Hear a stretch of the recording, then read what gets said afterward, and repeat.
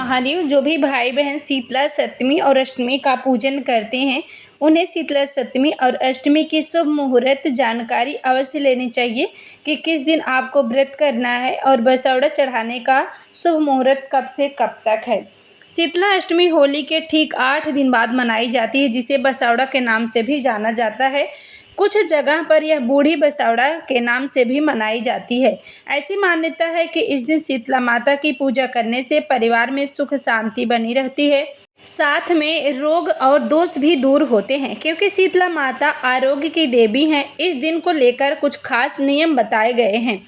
अगर आप पहली बार यह व्रत रखने जा रही हैं या पूजा करने जा रही हैं तो आपको इन जरूरी नियमों के बारे में अवश्य जान लेना चाहिए। इस दिन क्या करना चाहिए और क्या नहीं करना चाहिए, तो आइए जानते हैं साल 2026 में शीतला अष्टमी किस दिन है, व्रत किस दिन रखा जाएगा और शीतला माता की पूजा किन किन सामग्रियों का भोग लगता है। वैदिक पंचांग के अनुसार चैत्र माह के कृष्ण पक्ष की सप्तमी तिथि 9 मार्च को रात 11:27 से शुरू होगी और 11 मार्च को रात 1:54 तक रहेगी। उदय तिथि के अनुसार शीतला सप्तमी व्रत 10 मार्च को रखा जाएगा। दिन आपका मंगलवार पड़ रहा है। इस दिन भक्त देवी माँ शीतला की पूजा अर्चना करते हैं और परिवार के सुख स्वास्थ्य की कामना करते हैं। पंचांग के अनुसार शीतला सप्तमी के दिन पूजा करने के लिए पूरा दिन शुभ माना गया है और पूजा का जो शुभ समय है सुबह 6:24 से शाम 6:26 तक रहेगा।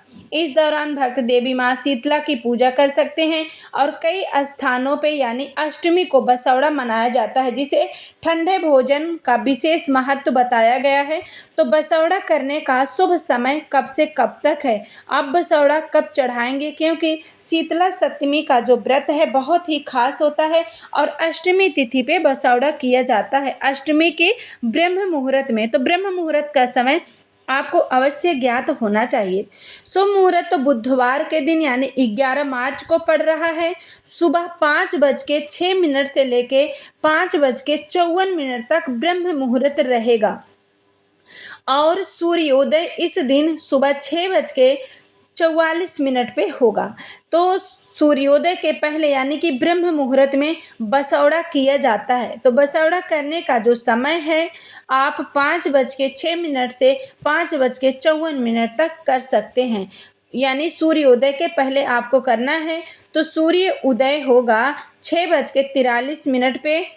हर जगह सूर्य उदय का समय अलग अलग होता है, तो उस हिसाब से आपको देख लेना है कि आपके यहाँ सूर्योदय का समय कब से कब तक है। शीतला सप्तमी के दिन ध्यान देने वाली कुछ आवश्यक बातें और कुछ जरूरी नियमों के बारे में अवश्य जान लें।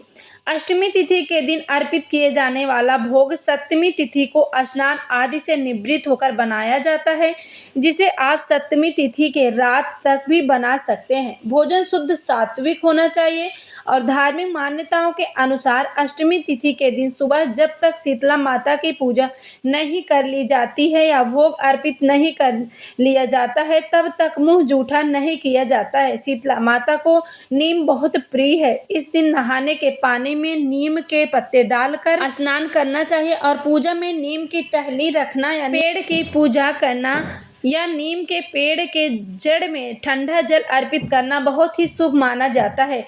शीतला माता की पूजा करने से पहले पूरे घर की साफ सफाई करें, क्योंकि शीतला माता को पवित्रता बहुत प्रिय है और घर का कोना कोना साफ रखें। इस दिन अपने घर के मुख्य द्वार पर आप नीम के पत्तों से बना हुआ तोरण भी बांध सकते हैं। ठंडा जल माँ को अर्पित किया जाता है। ध्यान रखें जल एकदम शीतल हो, गुनगुना या गर्म जल माता को अर्पित नहीं करना चाहिए। पूजा करने के बाद माता को अर्पित किए गए जल से कुछ बूंदें घर के कोने कोने में छिड़के और आप आसपास के मंदिर में जाकर जल अर्पित करें। तो उस जल के लोटे में कुछ जल अवश्य बचाकर लाएं, जिसे आप अपने परिवार के सदस्यों की आंखों पर भी लगाएं और खुद अपनी आंखों पर भी लगाएं। इस दिन किसी जरूरतमंद व्यक्ति को ठंडा भोजन या जल का दान करना बहुत ही पुण्यदायी माना जाता है। शीतला अष्टमी के दिन घर में आग जलाने वाला कोई भी काम करने से बचना चाहिए। मान्यता है कि इस दिन घर में अग्नि प्रज्वलित करने से माँ नाराज हो जाती हैं और घर में भोजन बिल्कुल भी नहीं करना चाहिए। अष्टमी तिथि पूजा जिनके घरों में होती है उनके यहाँ इस दिन ठंडा और बासी भोजन किया जाता है। सुई धागे वाला काम करने से बचें। जो भी व्रती महिलाएं हैं खास तौर से उन्हें सिलाई कढ़ाई ऐसे काम करने नहीं चाहिए। तामसिक चीज़ों का सेवन ना करें भूल कर। कई जगह पर शीतलाष्टमी के दिन महिलाएं सिर से स्नान नहीं करती हैं, ना ही कपड़े आदि धोती हैं। इस दिन शरीर पर तेल लगाना या तेल मालिश आदि करने से भी बचना चाहिए। तो इस तरह से आपको शीतला माता की पूजन करनी चाहिए। जो भी भाई बहन चैनल पे पहली बार आए हैं आप चैनल को ज़रूर सब्सक्राइब करें। वीडियो आपको अच्छी लगे तो लाइक करें। इस वीडियो को आप ज़्यादा से ज़्यादा शेयर करें।